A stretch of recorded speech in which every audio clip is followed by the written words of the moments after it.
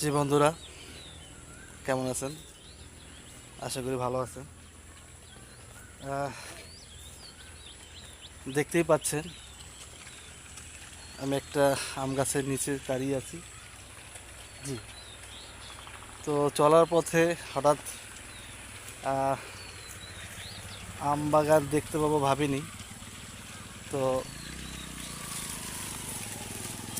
দেখে ঢুকে পড়লাম। দেখেন কত সুন্দর, সত্যি অপূর্ব। আল্লাহর সৃষ্টি সত্যি অনেক সুন্দর। আমটা দেখে মনে হচ্ছে পেরে খেয়ে ফেলি। আসলে খাওয়াটা সম্ভব না, কারণ আমটা এখনো কাঁচা, পাকুক। আর কারো গাছের ফল না বলে খাওয়াটাও ঠিক না। তো আমার সাথেই থাকুন, আপনাদের ঘুরিয়ে ঘুরিয়ে দেখাই। এই যে দেখুন কত সুন্দর, অপূর্ব। সত্যি আমার আম খুব প্রিয়। আমি আম খুব পছন্দ করি।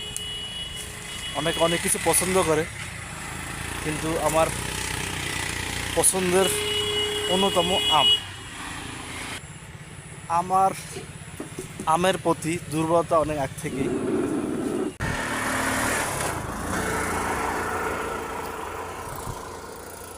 বন্ধুরা, যা বলছিলাম, বরাবরের মতন আমের প্রতি আমি খুবই দুর্বল।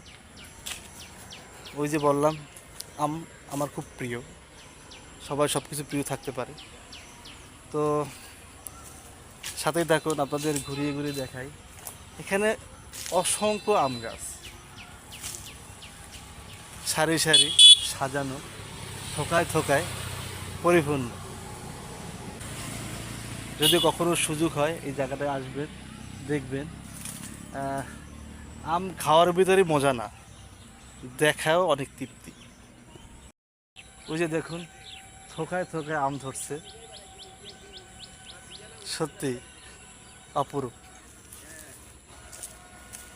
আসুন আপনাদের খুব কাছ থেকে দেখাই।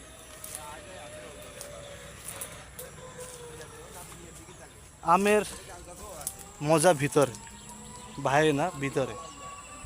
আপনি দেখে তৃপ্তি নিতে পারেন। এই যে দেখুন একটা আম, সত্যি ভাবছি ছিঁড়ব কিনা। আহ, আসলে দেখার ভিতরে তো মজা নাই, ছেঁড়ার ভিতরে তৃপ্তি আছে। হ্যাঁ, তো আশেপাশে যেহেতু কেউ নাই, আমটা ছিঁড়েই ফেলি, কী বলেন আপনারা? হ্যাঁ, জি, আমার আর তর সইছে না। গাছ থেকে আম না পেরে নিলে নিজেকেই অপরাধী মনে হয়, তাই আমটা ছিঁড়েই ফেলি, কী বলুন? এই যে দেখুন